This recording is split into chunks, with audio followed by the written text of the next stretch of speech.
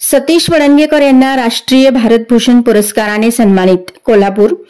Marshal art खेळातील 25 वर्षांहून अधिक आणि महिलांसाठी घेतलेल्या सेल्फ डिफेन्स कार्यशाळा तसेच पर्यावरण, शैक्षणिक, सामाजिक कार्याची दखल घेऊन सतीश महादेव वडणगेकर यांना साऊज्योती सामाजिक संस्था महाराष्ट्र यांच्या वतीने राष्ट्रीय भारतभूषण पुरस्कार 2025 ने सन्मानित करण्यात आले. साऊज्योती सामाजिक संस्था महाराष्ट्र यांचा दिनांक 16 नोव्हेंबर रोजी भारत इतिहास संशोधन मंडळ पुणे येथे राष्ट्रीय भारतभूषण पुरस्कार वितरण सोहळा उत्साहात पार पडला.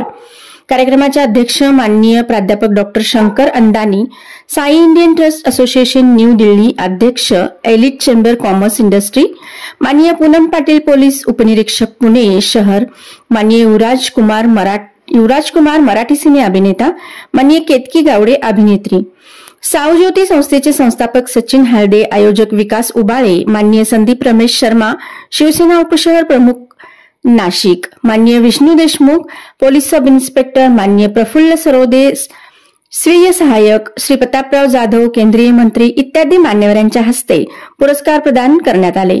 सतीश वडणगेकर हे गेली 35 वर्ष मार्शल आर्ट क्षेत्रामध्ये कार्यरत असून अनेक संघटनांवर पदाधिकारी, पंच, प्रशिक्षक म्हणून काम पाहिले आहे. महिलांना सक्षम बनवण्यासाठी महिला स्वसंरक्षण कार्यशाळा 25 वर्षांहून अधिक काळ घेत आहेत.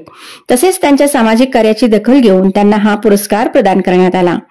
सतीश वडणगेकर यांना एबीपी स्पोर्ट्स संस्थापक अविनाश पाटील यांचे मार्गदर्शन तर दिनकर कुंभार, महादेव वडणगेकर, उमेश कुंभार यांचे प्रोत्साहन लाभले.